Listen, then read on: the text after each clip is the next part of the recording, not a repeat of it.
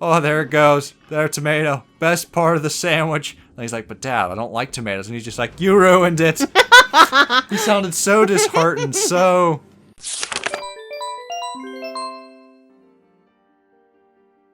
Welcome back to Child of Light. In the last part, we made our way down the well. We're going to craft some oculi, especially for Rubella's sake.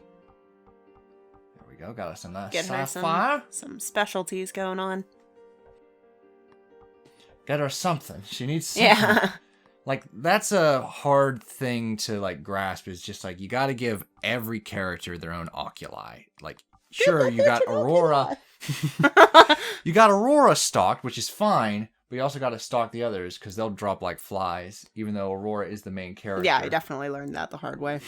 I, like, killed all my characters in a battle, and I was like, ah, dang it. Good thing I hoard bring back to life potions. Yeah. Yeah, it's a good thing that you hoard potions. Yeah. I'm not as lucky in hard mode. I'm popping those things like pills. Oh my gosh, by the end, she had like 32 or something potions in stock. I But had the game a friend who was would not like take over. on the final boss until he had 99 of every item. Why? Because that's the max you can get. So it's just Oh. like, that's how I'm all stocked up and I'm just going to burn through the final dungeon. That was just how he operated. I mean, I guess in like a really hard game, I could see that being super beneficial. From my understanding, I have not played a super hard game yet. You wouldn't think that from my frustrations of some of these games, but I do understand that they are easy. Well, I mean, there is some strategy here, so it's not like... It's not the easiest RPG. I'd say the easiest RPG is the earlier Pokemons. Yeah? Well, the earlier Pokemons is basically about, like, knowing fire is strong against grass, weak to water. Okay. So knowing those patterns is how you win each combat. I But mean, it's always one-on-one. Yeah. These ones are similar, so like you have to know like, oh, the spiders are weak to lightning. But the difference here is that you have multiple enemies attacking you of different elements. Yeah. Whereas you're tackling an element one at a time in Right. Pokemon. I think we'd mentioned that in an earlier episode, that you're utilizing different elements in each battle, which makes using the oculi a bit more challenging. Especially because you have two characters, but Yeah. a max of, like, I think 4 enemies. Well, what I think is interesting right now is, so I believe it's 3 enemies max in this game. Okay. I don't think we've ever faced more than that. No? But even like right now, you have 3 characters, so you technically could utilize 3 different elements and the oculi for each character, and then just Unfortunately, you I guess can't play there's- with oculi during battle. no. You can only do it outside of battle. Some RPGs let you really tinker with things during combat. That would have been Adds a lot more freedom, but it's also, like, quite complex, I'd imagine, for the developer. yeah. I think it can take some things away because it's like, oh, you don't, you just change it mid battle. It's less of a strategy and more like, okay, I can just adapt right here and now. There's no punishment for Right. making the wrong choice. Okay, so I think we cleaned up house around here. We can go through. Yeah, da da dum. Look at all those spider webs. Yeah. Someone needs to dust. Kind of looks like my basement. Not bad, huh? No, My I basement can get like that sometimes. wouldn't say it's quite that bad, but I do have some cobwebs in the rafters. I keep seeing like spiders of different elements, and I'm just like, gosh, All the spiders. gotta switch oculi. And maybe for future parts, I'll condense this stuff and edit it out. Going through the oculis. And Yeah, like I'd like to show like new oculi and like how you create like diamonds and stuff like Yeah, that. 'cause that was that's very really cool. important. But just regular sifting through, I think I could trim it down quite a bit. yeah, maybe. Trimming the fat, that's the benefit to post commentary, is you can trim a lot of the fat. Can't trim the fat on my commentary, but I mean I can if I really want to be anal about it. Oh, you jerk! You paralyzed my healer. Oh. That's never good. Some bosses, I swear, like, if not in this game, definitely some other RPGs, they're honed in on the healer. Like, their entire design is just like, kill the healer first. That's their strategy. Well, I guess that makes sense because what's the... You know, it's just like in this one when we start facing enemies that can heal. Mm-hmm. And then you get excited because you kill one of the bad guys and they're like, ha ha ha, just kidding. Brought it back. Yeah. So it is like a smart strategy. Kill the healer, kill the thing that can bring other creatures back first. And it's less work you have to do in the future. Yeah. It gets frustrating, though, because, like, healers don't have as much health in most RPGs, or most games, for that matter. Yeah. And, like, you want, like, the tank to, like, take all the damage. But they're just like, no, I'm just gonna keep bastardizing your healer. No. Poor Rubella. Rubella's one of the better healers. I really liked her in this game. She was very useful. Like, there's a couple characters later on that I'll try to get the most out of, but I honestly didn't use as much. Because there's a part in this game, I won't spoil who, but you get, like, a character, then another character, then another character shortly after, to where there's not that much breathing room between trying out the new characters as there is here. Yeah, it did feel like they initially intended the game to be longer, so they, like, held off on so many of these characters, and then they were like, oh, shit, it's the end of the game. We should probably just give you all of them at once. Yeah. It also has the very sad trope of introducing a new character before the finale. Where it's just like, why? Yeah. Why would you give me a new party member who I can't really utilize for more than like a dungeon? Yeah. I never understood games that do that. I'm trying to remember if I used that character for like the final boss battle. There's also some optional characters. Like characters that you don't have to have to finish the game. Really? And there's a character you can pay for to get, which I think is a load of bullshit. So I'm just like, like in this game? Yeah. Did I skeet past those? Like, no, you got the one that's optional. The other one is, again, you have to pay additional for like a super golem or whatever, and I'm just like, meh. I don't even remember that. Because it's a whole other like option you have to access. Oh. Like outside of the game, and then okay. you download it. So like I'm not well, fond that's of like silly.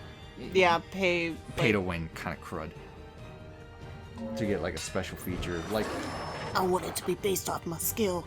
Just kidding, I have no skills. My complaint is just like, why not just like have you do something in the game to get the character? Why pay to get the character? That's shitty. Yeah, it's more fun to like play to earn a character or to earn something inside the game than to just buy it. Completionist bonus. Like you complete more of the game and 100% everything, then give me a bonus. The problem is like once you get that bonus, like what do you use it for? You 100% of the game. Yeah. So yeah. That's a difficulty that I have in my RPGs. It's just like, okay, you got the main quest and then you got the secret boss, and it's just like, well, if you beat the secret boss, you get something that neuters the final boss. But if you get everything, well, what the hell do you get? Yeah. Some games didn't even try. They're just like, just give them a screen that says, congratulations, you're awesome. Yeah, but at the same time, like, that could still be fun. Because to me, like, as a not gamer, like, I'm a not gamer trying to become a gamer. It's a double negative.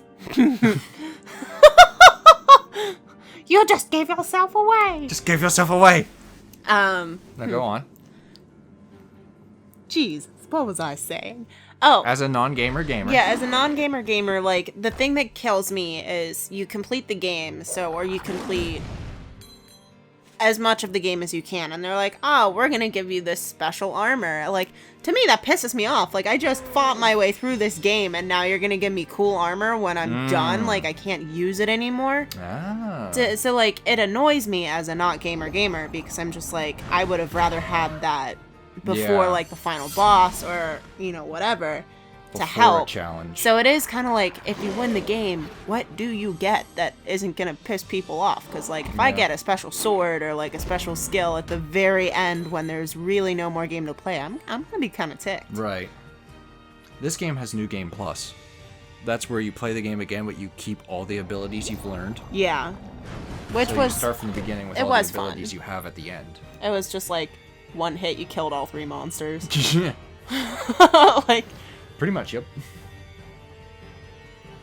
But yeah, I mean, that's I feel like the struggle of a creator is like, how do you reward a win? Mm-hmm.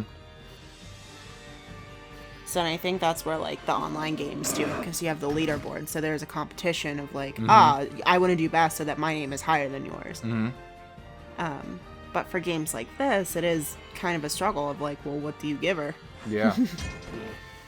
What's the reward for completing everything, getting all the chests, and like, is it bragging rights? I mean, Because like in the olden days, it was the high score. Yeah. That was it. And there is a sense of satisfaction that it's done and like you've gotten everything, and you, like, I felt so good. This was like one of the first games that I beat. It was the first RPG I've ever played. And the only other game that I finished before this one was World of Illusion. Which you did not have a good time. No, I cried.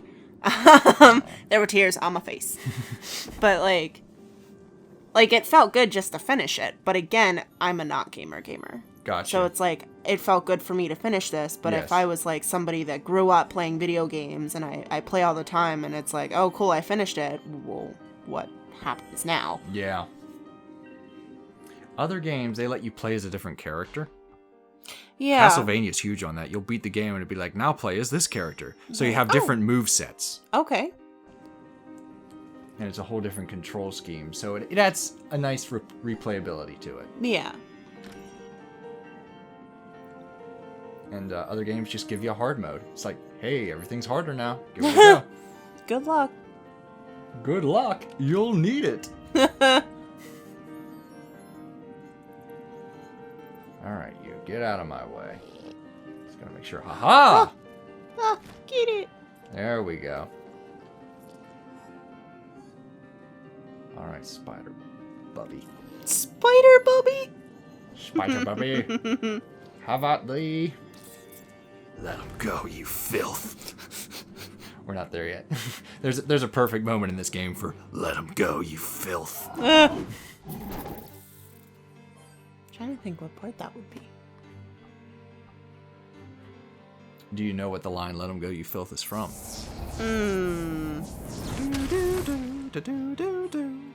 I don't think I do. At least it's not ringing a bell. Nah, it's from Lord of the Rings, The Return of the King. Well, like I said, I've seen all of them once, and I really enjoyed them. I'd love to binge watch them again. Yeah, if we have a full 24 hours to kill. You know what? It could happen. It could happen. It could happen. We'd have to do a follow-up with all the Harry Potters, though, too. I think we agreed to do Harry Potter first because we're more like prepped for it. Yeah. Because we have some ideas. Whereas Lord of the Rings, we're kind of like saving that. It's the nougat in the center of the dessert that you just want to like eat last. I was gonna say the chocolatey center in the middle, but I can't eat Yeah, you that. can't eat chocolate, so it's like, it's not your favorite part.